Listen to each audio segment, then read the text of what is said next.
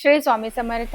स्मशानी melody कोण आहे, हिची उत्पत्ती कशी झाली? पार्वती माता एकदा अमृता राक्षसाचा वध करण्यासाठी युद्ध करत होती आणि हे युद्ध 5000 वर्ष चालले होते.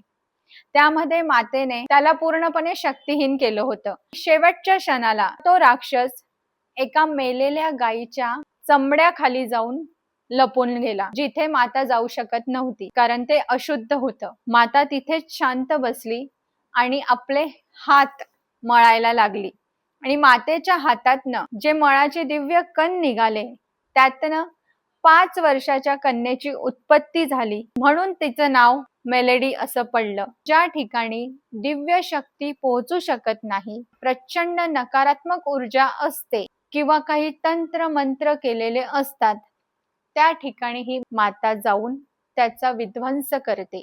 जशी तिची उत्पत्ती झाली, ती लगेच त्या राक्षसाजवळ पोहोचली आणि त्या राक्षसाचा वध करून बाहेर आली. आणि तेव्हा जे रूप होतं त्या मातेचं, प्रचंड उग्र रूप होतं, अति तीव्र फल देते.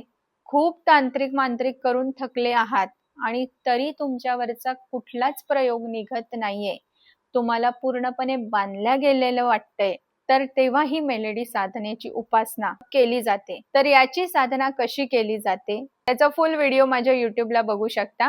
त्याची लिंक बायो मध्ये दिलेली आहे. श्री स्वामी समर्थ.